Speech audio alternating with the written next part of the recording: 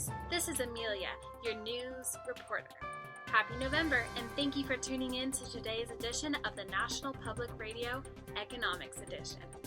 Today, my colleagues and I will be reporting about the recent release of the Beige Book, or the Federal Reserve's summary of the current economic conditions.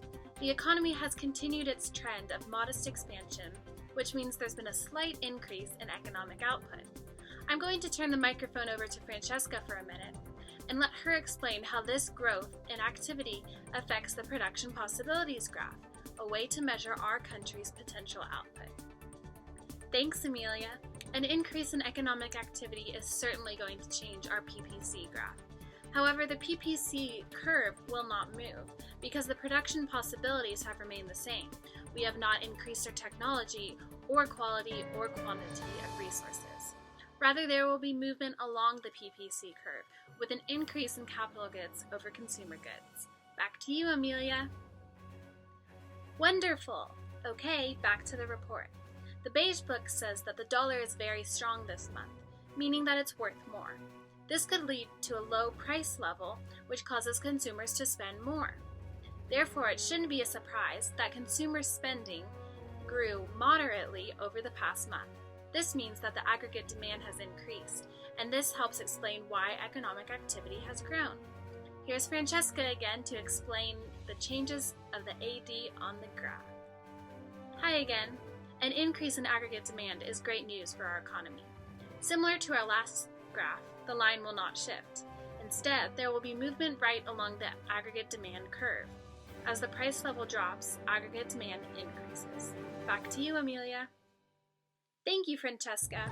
The housing and real estate markets improved, which is a welcome sight following their terrible collapse during the Great Recession of 2008, which was caused by the bursting of the housing bubble. A recession is a period when the economy is declining. Additionally, construction increased, which is an increase in investment spending and therefore aggregate demand. There were labor shortages for skilled workers, which means that frictional unemployment was present. There have also been reports of unskilled labor shortages, but much less frequently. These would be categorized as structural unemployment.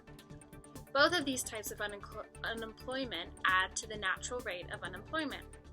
Manufacturing did not have a good month. Although Dallas reports an increase in manufacturing demand, overall activity has declined. Banking and financial services reports were mostly positive. Loan demand and volume has increased, so now I'll turn it back over to Francesca, who will explain the loanable funds market graph. Hello there. Loan supply and demand is graphed on the loanable funds market graph and is a tool of fiscal policy or government action to fix the economy.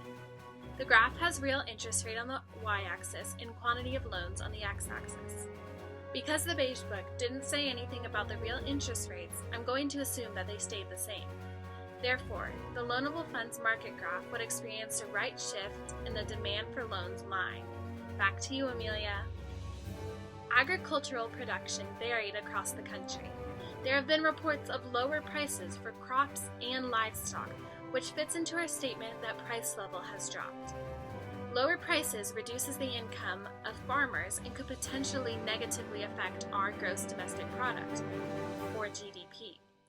Our country would be selling the same volume of economic goods, but with lower prices, the income would drop. Thank you for tuning in, but before we go, here is Whitney, our monetary policy prediction specialist, here to tell you what she thinks the Fed will do next. Thank you for that introduction, Amelia. I've been listening to your reports, and I do have some predictions for everyone. First of all, since we have a strong dollar and therefore low price level, our economy is in a bit of a transition spot.